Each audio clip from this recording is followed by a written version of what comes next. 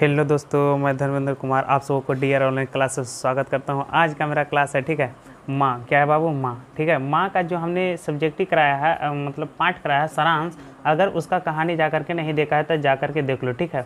अगर मेरे चैनल को सब्सक्राइब करो, अगर पहली बार आए तो यहाँ प्ले लिस्ट में मिल जाएगा मेरे चैनल को पे, और स्टोरी को फुल देखो, ठीक है। अगर फुल स्टोरी देखने के बाद अगर एग्ज़ाम में एक भी ऑब्जेक्टिव छूट जाता है, तब हमको बोलना कि आपने जो पढ़ाए थे नहीं लड़ा। अगर 20 बच्चा कमेंट कर दिया कि आपका क्वेश्चन नहीं लड़ा एग्जाम में, तब मैं वीडियो को डिलीट कर दूंगा। और क्या कर दूंगा बाबू? डिलीट।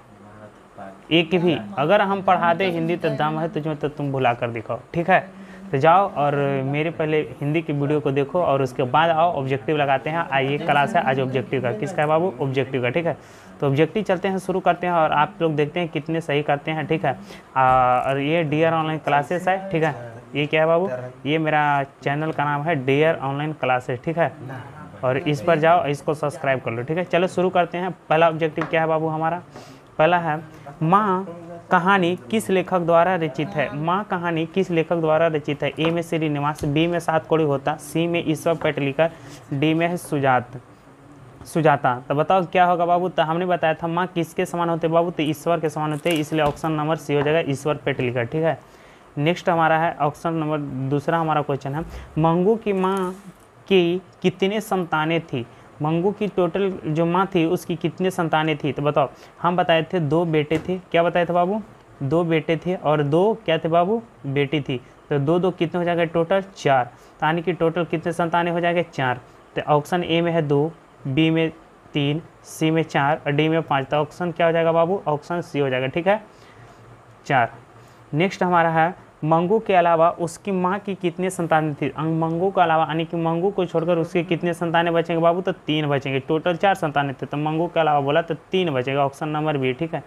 नेक्स्ट हमारा हो जाएगा चौथा नंबर, माँ कहानी का मुख्य पात्र कौन था? माँ कहानी का मुख्य पात्र कौन था? बताओ, माँ कहानी का मुख्य पात्र कौन था? लक्ष्मी, सीता, नंजमा, मंगू। बताओ, तो ये था बाबू मंगू। कौन थी बाबू? मंगू, ठीक है, मंगू। ऑप्शन नंबर डी हो जाएगा। नेक्स्ट हमारा हम, मंगू जन्म से ही था। बताओ, मंगू क्या थी जन्म से? ए में पागल, बी में गूंगी, सी में इनमें से कोई नहीं, डी में ए एवं बी दोनों। तो बाबू वह पागल भी थी और गूंगी भी थी, तो ऑप्शन नंबर क्या हो जाएगा बाबू? डी हो जाएगा, ठीक है, दोनों थी, ठीक है। नेक्स्ट हमारा है, मंगू की कितने भाई थे? बताओ, टोटल मिलाकर 4 थे। तो हमने बताया था तो 2 भाई थे और कितने बहन थी बाबू? 2 बहन थी। तो कितने भाई हो गए मंगू का? 2 भाई। तो बताओ ऑप्शन क्या में दिख रहा है? 2 भाई, ई में। तो ऑप्शन नंबर ए हो जाएगा हमारा आंसर, ठीक है। नेक्स्ट हमारा क्वेश्चन है 7वां नंबर, पराई माँ ही कान छेद देती है, क्या है? गांव में लोग बोलते हैं ना, ये कहावत बोलते हैं कि पराई माँ ही क्या करती है बाबू? कान छेद देती है। तो बताओ यह क्या है बाबू? ए में है कहावत है, बी में मुहावरा है, सी में छंद है, डी में सोरठा है। बताओ सोरठा है, बताओ जल्दी क्या हो जाएगा बाबू? तो ऑप्शन नंबर ए क्या हो जाएगा बाबू? यह कहावत है, ठीक है। नेक्स्ट हमारा 8वां नंबर ऑब्जेक्टिव, किसने कहा था कि अगहन महीना में मंगू ठीक हो जाएगी? बताओ, हमने बताया था, एक ज्योतिष ने बताया था। क्या बात है? ज्योतिष ने बताया था, ठीक है। तो ए में है ज्योतिष, बी में है पंडित, सी में है विद्वान और डी में है वैज्ञानिक। तो बताओ किसने बताया था बाबू? तो ज्योतिष ने बताया था कि अगहन का महीने में मंगू श्रेष्ठ हो जाएगी, ठीक है। 9 नंबर हमारा ऑब्जेक्टिव है, माँ के लिए कौन सा माह आराध्य देव बन गया था? बताओ कौन सा महीना आराध्य देव बन गया था? माघ, अगहन, पोष, चैत। अगहन कौन बन गया था बाबू? अगहन ना। ज्योतिष ने बताया था कि अगहन के महीने में क्या हो जाएगी? मंगू ठीक हो जाएगी, श्रेष्ठ हो जाएगी, तो इसलिए अगहन उसके लिए आराध्य देव बना था, ठीक है।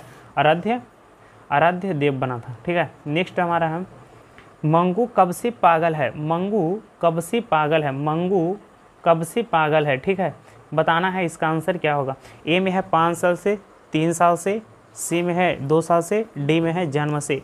तो ये हो जाएगा जन्म से। क्या हो जाएगा? जन्म से, ऑप्शन नंबर डी, ठीक है। नेक्स्ट हमारा है 11वां नंबर ऑब्जेक्टिव है, कन्या विद्यालय में पढ़ने वाली लड़की जो बाद में पागल हो गई थी उसका नाम क्या था? ए में है कुसुम, बी में है मीरा, सी में है मधु, डी में है सविता। बाबू ये लोग तो नाम ही नहीं आया है, कहानी में आया है नहीं, तो ये लोग नहीं हो सकता है। अब बचा 2 अब बताओ, हमने कुसुम के बारे में बताया है लेकिन मीरा के बारे में नहीं पढ़ाया था, इसलिए इसका ऑप्शन नंबर ए हो जाएगा कुसुम थी, ठीक है। यह पागल हो गई थी स्कूल में ही, ठीक है। नेक्स्ट हमारा है माँ कहानी किस भाषा के अनुदित है? माँ बताओ, माँ कहानी किस भाषा के अनुदित है? कन्नड़, गुजराती, तमिल, उड़िया। तो बताओ कहाँ के है, जल्द बताओ। तो क्या है बाबू, माँ जो है यह कहाँ का है? तो शायद गुजराती का है। कहाँ का बाबू? गुजराती का। ऑप्शन नंबर बी हो जाएगा। ठीक है। नेक्स्ट हमारा है 13 नंबर, मंगू की माँ अस्पताल को किसकी उपमा देती थी? यानी कि मंगू की माँ अस्पताल को क्या कहती थी? बताओ। गौशाला, पाठशाला, कारागार, छात्रावास।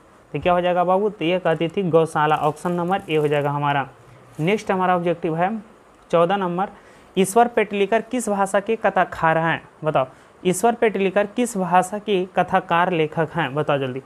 तो हमने बताया ईश्वर के समान कौन होती है बाबू? माँ होती है, इसलिए माँ हो जाएगा। लेकिन यह जो है गुजराती भाषा के हैं। कौन बाबू? गुजराती भाषा के। तो ऑप्शन नंबर सी हो जाएगा। नेक्स्ट हमारा है मंगू को लोग कहाँ भर्ती करने की सलाह देते थे? बताओ। तो क्या करते थे बाबू? तो कहते थे कि हॉस्पिटल ले जाने के लिए ना, हॉस्पिटल ले जाने के लिए।